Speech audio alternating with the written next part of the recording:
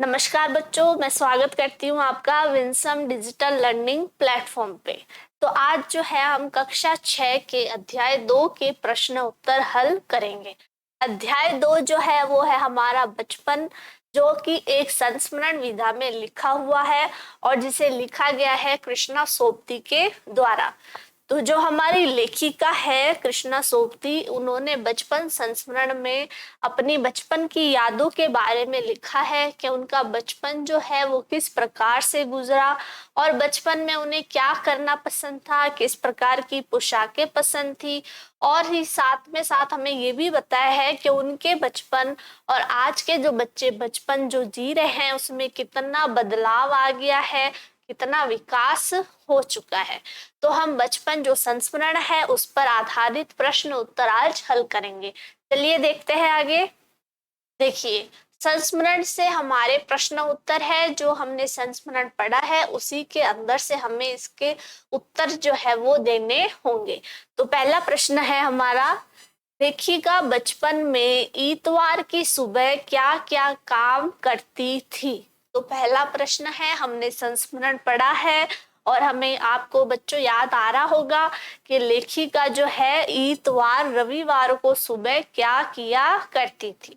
तो देखिए, बचपन में इतवार की सुबह लेखिका अपने मोजे धोती थी, फिर जूतों पर पॉलिश करके उसे कपड़े या ब्रश से रगड़कर चमकाती थी। तो हमने संस्मरण में पढ़ा था कि लेखिका जो है वो इतवार को क्या करती थी, अपने मोजे धोती थी और मोजे और स्टॉकिंग धोया करती थी और उसके साथ में अपने जूतों को पॉलिश किया करती थी। और हमने ये भी पढ़ा था कि मोजे को धोना जो है नौकर और नौकरानी को सख्त क्या थी, मनाही थी। चलिए अगला प्रश्न देखते हैं। तो देखिए, दूसरा प्रश्न देखिए, तो मैं बताऊंगी कि हमारे समय और तुम्हारे समय में कितनी दूरी हो चुकी है। इस बात के लिए लेखिका क्या क्या उदाहरण देती है। तो इस संस्मरण में हमने पढ़ा था, ठीक है, ये लेखिका जो है वो बार बार हमें बताती है कि उनके बचपन में और अभी जो बच्चे जो आप जो बचपन जो जी रहे हैं उसमें कितना अंतर आ चुका है। तो उस समय जो है लेखिका को कौन कौन सी चीजें और बातें आश्चर्यचकित लगती थी और आज के समय में वो कौन सी वस्तुएं हैं, हमें ये बताना है। लेखिका अपने समय से आज के समय की दूरी को बताने के लिए निम्नलिखित उदाहरण प्रस्तुत कर रही है। देखिए, पहला उदाहरण है, तब उन दिनों रेडियो और टेलीविजन की जगह कुछ घरों में ग्रामोफोन होते थे। तो हमने पढ़ा था कि उस समय क्या है, ग्रामोफोन हुआ करते थे मनोरंजन के लिए। लेकिन कुछ अब जो है रेडियो, टेलीविजन, कंप्यूटर ये सब आने लगे हैं। पहले कुल्फी होती थी, अब आइसक्रीम हो गई है। कचौड़ी समोसा अब पैटीज में बदल गया है। फालसे और खसखस के शरबत के स्थान पर कोक और पेप्सी जैसे शीतल पेय ने ले लिया है। उनके समय में कोक नहीं, लेमनेड, विम्टो मिलती। तो ये जो सारी बातें हैं वो समय में जो अंतर आ चुका है, बदलाव आ चुका है, उसके बारे में हमें बताती है कि पहले जो है कुल्फी हुआ करती थी, लेकिन अब आइसक्रीम हो गई है, पेस्ट्रीज हो गई है, केक हो गए हैं, ठीक है। और हमने देखा कचौड़ी समोसा जो उस वक्त होता था अब क्या हो गया है, पैटीज हो गए हैं, ठीक है। और फालसे और खसखस के शरबत के स्थान पर क्या हो गया है, कोक और पेप्सी जैसे पेय पदार्थ हो गए हैं। चलिए अगला प्रश्न देखते हैं। पाठ से पता करके लिखो कि लेखिका को चश्मा क्यों लगाना पड़ा और चश्मा लगाने पर उनके चचेरे भाई उन्हें क्या कहकर चिढ़ाते थे। अब पाठ में हमने पढ़ा है संस्मरण में कि लेखिका को चश्मा जो है वो क्यों लगाना पड़ा था और उनके जो चचेरे भाई हैं वो उन्हें उस चश्मे में देखकर क्या कहकर चिढ़ाते थे। लेखिका को रात में टेबल लैंप के सामने बैठकर पढ़ने के कारण उनकी नजर कमजोर हो गई थी, इस वजह से उन्हें चश्मा लगाना पड़ा। तो हमने संस्मरण में पढ़ा था कि लेखिका जो है वो दिन की रोशनी के बजाय क्या है, रात में टेबल लैंप में क्या है, कार्य करती, पढ़ाई करती, जिस वजह से उनकी आंखें जो है वो कमजोर हो गई और उस वजह से उन्हें चश्मा भी लगाना पड़ा। और इस संस्मरण में हमने ये भी पढ़ा कि उनका जो पहला चश्मा है वो किस दुकान पे बना था, उनका पहला डॉक्टर कैसा था और उस डॉक्टर ने क्या आश्वासन दिया था, आपको याद आ रहा होगा। उनके चचेरे भाई चश्मा लगाने पर उन्हें छेड़ते हुए कहते थे। हमने ये भी पढ़ा था उनके चचेरे भाई ने उन्हें छेड़ने के लिए, ठीक है, चिढ़ाने के लिए क्या कहा था, एक शेर कहा था। और वो शेर क्या था, आंख पर चश्मा लगाया ताकि सूझे दूर की, यह नहीं लड़की को मालूम सूरत बनी लंगूर की। तो ये शेर जो है वो उन्होंने लेखिका को चिढ़ाने के लिए बनाया था। चलिए अगला प्रश्न देखते हैं। लेखिका अपने बचपन में कौन कौन सी चीजें मजा ले लेकर खाती थी और उनमें से प्रमुख फलों के नाम लिखो। अब संस्मरण में जो है लेखिका को कौन सी वस्तु, कौन सी चीजें खानी, कौन से फल खाने पसंद थे, ठीक है, वो हमने संस्मरण में पढ़ा है, आपको थोड़ा बहुत याद आ रहा होगा। चलिए इसका उत्तर देखते हैं। लेखिका बचपन में चॉकलेट को बड़े मजे से खाती थी, ठीक है, हमने देखा था कि उन्हें जो है सप्ताह में एक बार चॉकलेट खाने की अनुमति थी, हमने देखा था उनके घरों में यह अनुशासन था। और जब वो चॉकलेट खरीदती थी तो वो दुकान पर खड़ी होकर नहीं खाती, वो उसे घर पर लेके आती और रात के खाने के बाद आराम से चॉकलेट खाया करती। उनको सप्ताह में एक बार चॉकलेट खरीदने की छूट थी। लेखिका चॉकलेट को साइड बोर्ड पर रख देती थी, फिर बिस्तर पर लेटकर मजे से खाती थी। इसके अतिरिक्त और इसके अलावा उन्हें खाने में और क्या क्या पसंद था, कुल्फी, शहतूत, फालसे की शरबत, चॉकलेट, पेस्ट्री, फल मजे ले लेकर खाती थी। और कुछ प्रमुख फल भी थे जो उन्हें पसंद थे, जैसे काफल, चेस्टनट, रसभरी और कसमल वाले जो फल है वो भी उन्हें बहुत पसंद थे। चलिए अगला प्रश्न देखते हैं। अब जो अगला प्रश्न है वो है संस्मरण से आगे। तो अगला जो प्रश्न है वो संस्मरण से आगे के हैं, ठीक है, जिन्हें आपको इसका उत्तर देना है। लेखिका के बचपन में हवाई जहाज की आवाजें, घुड़सवारी, ग्रामोफोन और शोरूम में शिमला कालका ट्रेन का मॉडल ही आश्चर्यजनक आधुनिक चीजें थी। आज क्या क्या आश्चर्यजनक आधुनिक चीजें तुम्हें आकर्षित करती है, उनके नाम लिखो।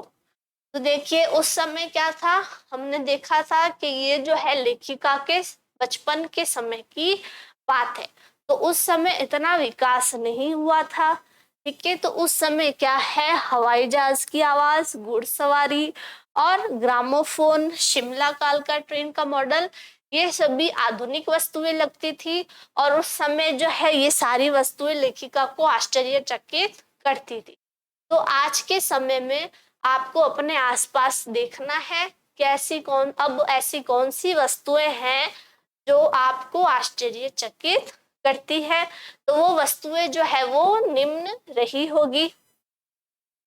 आज के आश्चर्यजनक आधुनिक चीजें हैं computer, television, internet, mobile, robot, metro train, motor car, bike आदि। इनके प्रति हम आज ज्यादा आकर्षित होते हैं। तो वर्तमान समय में क्या है, इतना बदलाव हो चुका है कि computer, television, internet, mobile, metro train, ठीक है, और हवाई जहाज भी जो है वो ज्यादा विकसित हो चुके हैं। तो ये सारी जो है वस्तु सारी जो है इनके प्रति क्या है, आज हम आकर्षित होते हैं। ये आधुनिक वस्तुएं जो है वो हमें आकर्षित करती हैं। अगला प्रश्न देखते हैं। अपने बचपन की किसी मनमोहक घटना को याद करके विस्तार से लिखो। अब कि आपको अपने बचपन की ऐसी घटना जो बहुत मनमोहक हो, आपको खुशी देती हो, आपको याद हो, ठीक है, ऐसी घटना आपको याद करके लिखनी। बात है नवंबर 2015 की।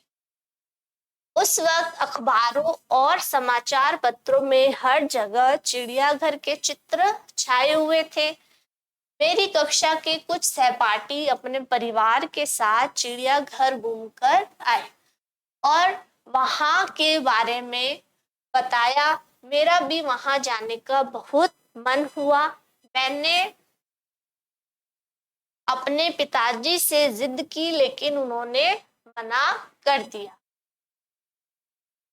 लेकिन मेरे दादाजी से यह नहीं देखा गया और उन्होंने कहा कि वह मुझे चिड़ियाघर लेकर जाएंगे। और आने वाले रविवार को दादाजी मुझे और मेरे छोटे भाई को वह लेकर गए। और चिड़ियाघर में हमने क्या क्या देखा? हिरन, बारहसिंगा, अलग अलग प्रकार के पक्षी, बाघ, और हमने जाते वक्त आइसक्रीम भी खाई। वह दिन मेरे लिए बहुत यादगार व मनमोहक है। तो आप भी अपनी बचपन की इस प्रकार से कोई घटना जो है, जो बहुत अच्छी हो, मनमोहक हो, उसको आप अपने कॉपी में, किताब में लिख सकते हैं। चलिए अगला प्रश्न देखते हैं। अनुमान और कल्पना।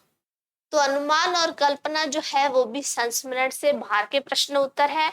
इसमें जो है आपको उत्तर अपनी कल्पना के आधार पर देने हैं। तो चलिए पहला प्रश्न देखते हैं। सन 1935-40 के लगभग लेखिका को बचपन शिमला में अधिक दिन गुजारा। उन दिनों के शिमला के विषय में जानने का प्रयास करो। तो देखिए बच्चों, मैंने पहले भी बताया था कि लेखिका का जन्म जो है वो 1925 में हुआ था। तो और बचपन संस्मरण जो है उनके बचपन के बारे में है। तो ये 1935 से 40 का समय रहा है। तो उस समय शिमला जो है वो कैसा रहा होगा, वहां क्या क्या होगा, इसके बारे में आपको जानने का प्रयास करना है और उत्तर में देना है। तो देखिए उस समय जो है 1935 से 40 से समय शिमला कुछ इस प्रकार से रहा होगा। लेखिका का बचपन अधिकांशतः शिमला में गुजरा। उन दिनों शिमला विकसित होने लगा था। वहां रेस्टोरेंट, मॉल, अच्छी दुकानें आदि खुल गई थी। छोटी छोटी पहाड़ियों से घिरा शहर, चढ़ाई चढ़कर गिरजा मैदान पहुंचना और उतरकर मॉल जाना, ये सब घटनाएं सुखद थी। संध्या के समय धुंधल के में गहराते पहाड़। संध्या के समय जब अंधेरा होने लगता तो पहाड़ों पर क्या है, अंधेरा होने लगता। रिस पर बढ़ती रौनक, मॉल की दुकानों की चमक और स्कैंडल पॉइंट में शिमला की खूबसूरती की झलक दिखाते हैं। तो उस समय का शिमला जो है वो कुछ इस प्रकार से रहा होगा। चलिए अगला प्रश्न देखते हैं। लेखिका ने इस संस्मरण में सर्वर के माध्यम से अपनी बात बताने की कोशिश की है, लेकिन सर्वर का कोई परिचय नहीं दिया है। अनुमान लगाइए कि सर्वर कौन हो सकता है। तो देखिए बच्चों, सर्वर नाम जो है पाठ में हमारे 2 बार लेखिका ने दिया है, लेकिन सर्वर नाम के आगे उन्होंने कोई संबोधन या और कोई जानकारी हमें नहीं दी है। कोई संबोधन भी नहीं किया है कि सर्वर जो है वो उनका भाई है, भतीजा है, या कौन सा रिश्तेदार है, या उसका कोई परिचय नहीं दिया है। तो आपको अनुमान लगाना है कि सर्वर जो है वो कौन हो सकता है, जिसके माध्यम से लेखिका ने यह जो बात है अपने बचपन की वो हमें बताई है। इस संस्मरण में लेखिका ने 2 बार सर्वर का नाम लिया है। सर्वर का नाम लेखिका ने संकेत के रूप में लिया है। इसके अलावा उस व्यक्ति के लिए अन्य संबोधन का प्रयोग नहीं हुआ। अतः संभव है कि सर्वर कोई पत्रकार या उनका मित्र लेखक रहा होगा जिन्हें वह अपनी जीवनी सुना रही है। तो हम ये अनुमान लगा सकते हैं कि सर्वर जो है वो कोई पत्रकार या लेखिका का कोई मित्र लेखक रहा होगा जिन्हें वह अपनी जीवनी सुना रही है, अपने जीवन के बारे में बता रही है। तो अब हम कुछ करने को के प्रश्न उत्तर करेंगे। इसमें बच्चों आपको क्या करना है कि आपको जो है स्वयं से जो है ये जैसा प्रश्न में कहा गया है वैसा आपको करना है। तो इसका पहला प्रश्न देखते हैं। अगर तुम्हें अपनी पोशाक बनाने को कहा जाए तो कैसी पोशाक बनाओगे और पोशाक बनाते समय किन बातों का ध्यान रखोगे? अपनी कल्पना से पोशाक का डिजाइन बनाओ। अब इसमें आपको क्या करना है कि अगर आपको स्वयं को खुद से कोई अपने लिए पोशाक बनानी हो तो आप कैसी बनाओगे और आपको खुद से एक पोशाक अपने लिए बनानी है तो आप कौन कौन सी बातों का ध्यान रखोगे? चलिए हम कौन सी बातों का ध्यान रखेंगे देखते हैं। अपनी कल्पना से डिजाइन बनाएंगे। लड़के जो है वो अपने लिए कोट पैंट या लड़कियां जो है अपने लिए फ्रॉक या सलवार कमीज को डिजाइन बना सकती है। अब पोशाक बनाते हुए हम कौन कौन सी बातों का ध्यान रखेंगे कि हम जो है वर्तमान में चल रही डिजाइन बनाएंगे कि वर्तमान में जिसका चलन ज्यादा होगा हम वैसे डिजाइन बनाएंगे और अपने आराम तथा माप का भी ध्यान रखेंगे और हमारा जो माप है उसका ध्यान रखेंगे और अपने आराम का भी ध्यान रखेंगे। अगला प्रश्न देखते हैं। अगला प्रश्न है 3-3 के समूह में अपने साथियों के साथ कपड़ों के नमूने इकट्ठा करके कक्षा में बताओ। इन नमूनों को छूकर देखो और अंतर महसूस करो। वह भी पता करो कि कौन सा कपड़ा किस मौसम में पहनने के लिए अनुकूल है। अब आपको अपने साथियों के साथ समूह बनाना है और समूह बनाने के बाद कपड़ों के जो हम कपड़े पहनते हैं उसके अलग अलग नमूने जो है वो इकट्ठा करने हैं आपको और इकट्ठा करके कक्षा में बताना है। ठीक है, जो कपड़ों के नमूने हैं उनको छूकर देखना है और उनमें क्या अंतर है वो आपको बताना है और यह भी करना है कि कौन सा कपड़ा जो है वो किस मौसम में पहना जाता है, किस मौसम के अनुकूल कौन सा कपड़ा होता है। चलिए इसका उत्तर देखते हैं। प्रत्येक ऋतु के अनुसार अलग अलग वस्त्र बने हैं। हमें पता है कि अलग अलग ऋतुएं होती है और उसके लिए अलग अलग प्रकार के वस्त्र हम पहनते हैं। ठीक है, जिनमें गर्मी में हम सूती वस्त्र पहनते हैं। गर्मियां चलती है तो हम कौन से वस्त्र पहनते हैं? सूती वस्त्र, जो वजन में क्या होते हैं? हल्के होते हैं और आरामदायक होते हैं। और सर्दी में हम ऊनी वस्त्र पहनते हैं और सर्दियों में हम क्या पहनते हैं? ऊनी वस्त्र पहनते हैं। ऊनी वस्त्र क्या रहता है? शरीर को गर्म रखते हैं और वो वजन में भी भारी होते हैं और गर्म होते हैं। हल्की गर्मी एवं हल्की सर्दी में हम क्या पहन सकते हैं? रेशमी वस्त्र पहनते हैं।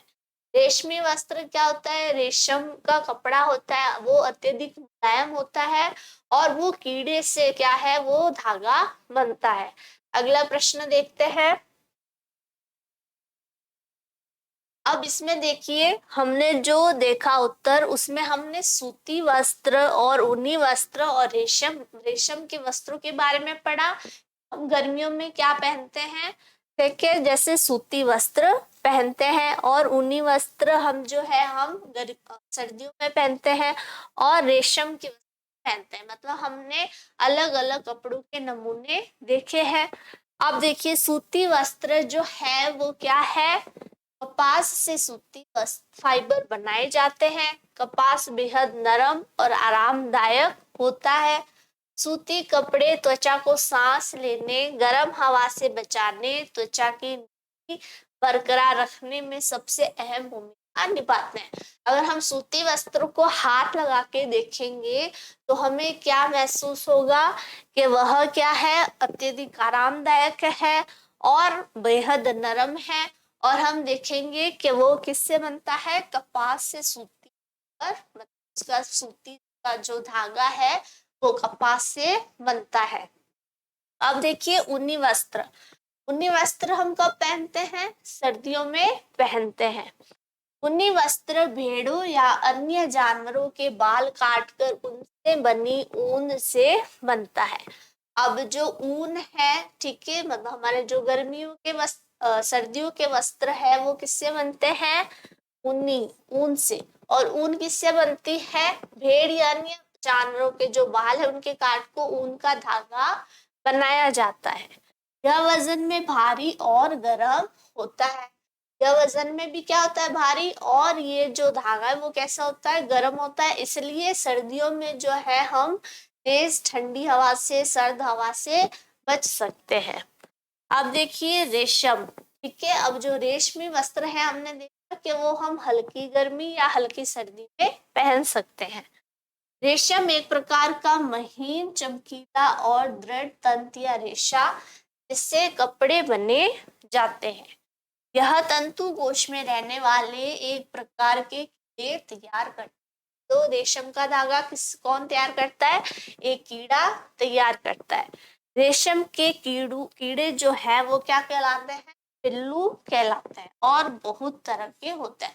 मतलब यह धागे बनाने वाले कीड़े जो है अलग अलग प्रकार के, बहुत प्रकार के होते हैं, और उनसे क्या बनाया जाता है, रेशम का धागा बनाया जाता है।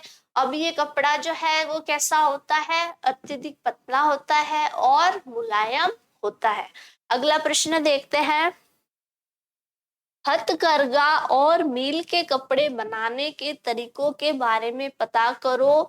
संभव हो तो किसी कपड़े के कारखाने में जाकर जानकारी इकट्ठा करो।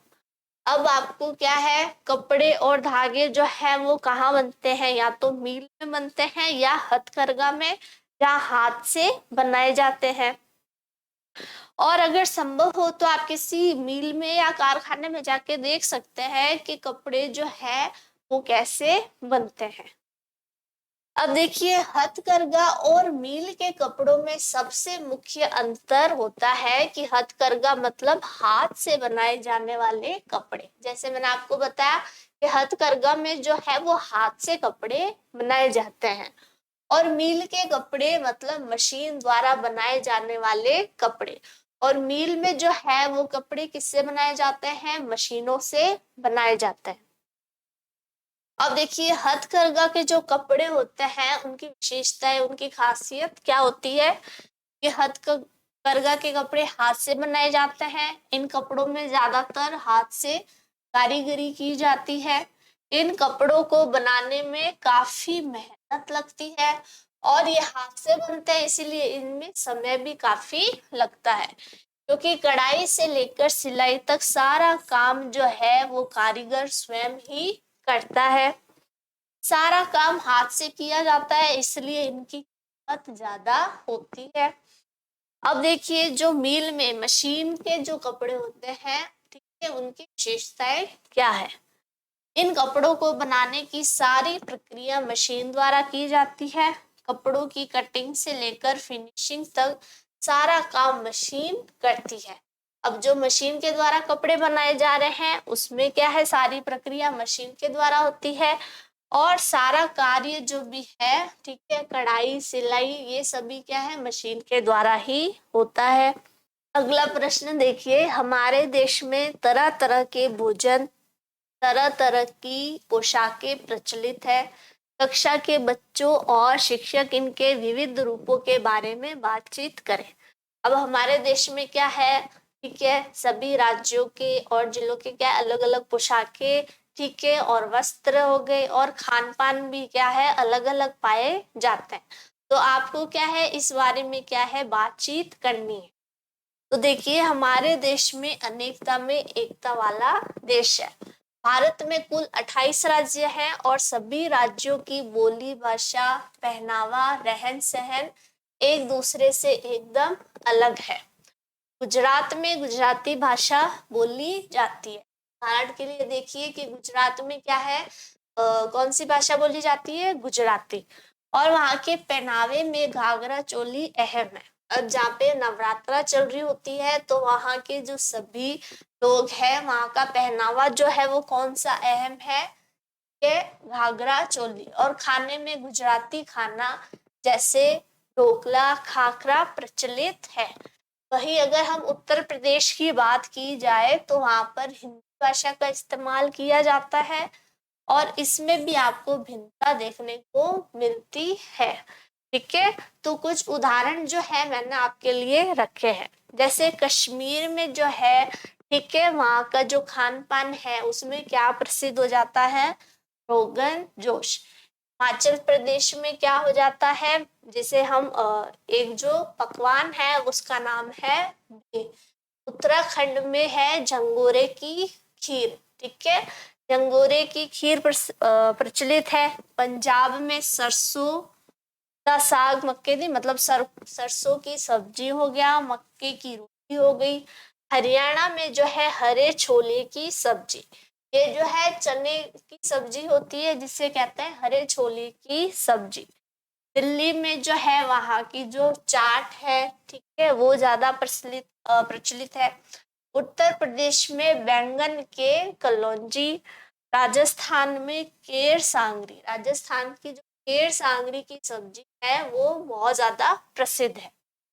मध्य प्रदेश में भुट्टा का खीस। और बिहार में लौंग लत्ता। लौंग लत्ता जो है वो मिष्ठान में आता है, एक प्रकार की मिठाई है जो वहाँ पे प्रसिद्ध है। तो ये प्रश्न जो है हमने देखे, जो आपको इस पे क्या है, बातचीत करनी है, तर्क वितर्क करने हैं। और यहाँ तक जो है आपके प्रश्न उत्तर हो गए। तो ये पाठ जो है और इसके प्रश्न उत्तर जो है बच्चों आपको अच्छे से समझ आए होंगे। तब तक के लिए keep learning and keep growing with Winsome international school. Thank you.